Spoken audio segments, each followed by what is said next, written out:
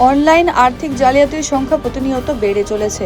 এই অবস্থায় ডিজিটাল সুরক্ষা বাড়াতে নতুন ইন্টারনেট ডোমেন চালু করার সিদ্ধান্ত নিল রিজার্ভ ব্যাংক অফ ইন্ডিয়া বা আরবিআই। শুক্রবার 7 ফেব্রুয়ারি 3 দিনের মুদ্রানীতি কমিটির বৈঠকের পর একথা ঘোষণা করেন নয়া গভর্নর সঞ্জয় মালহোত্রা।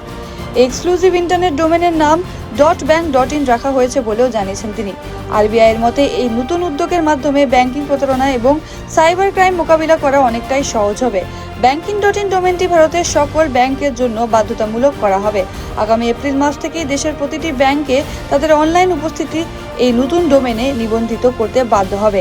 এর মাধ্যমে গ্রাহকরা সহজেই বৈধ ব্যাংকিং সাইটগুলি এবং প্রতারণামূলক সাইটগুলো চিহ্নিত করতে পারবেন, যা ডিজিটাল প্রতারণা কমানোর ক্ষেত্রে কার্যকর ভূমিকা রাখবে। রিজার্ভ ব্যাংকের গভর্নর মালহোত্রা বলেন, ডিজিটাল জালিয়াতির সূচক বৃদ্ধি সত্যি উদ্বেগজনক। সমস্ত অংশীদারকে এ ব্যাপারে পদক্ষেপ করতে হবে। অনলাইন প্রতারণা বন্ধ করতে নতুন ইন্টারনেট ডোমেন আনা হয়েছে। ডিজিটাল লেনদেন তথ্য যাচাইয়ের ক্ষেত্রে একাধিক স্তর বৃদ্ধি করে গ্রাহকদের অর্থ সুরক্ষিত করার কথা বলা হয়েছে।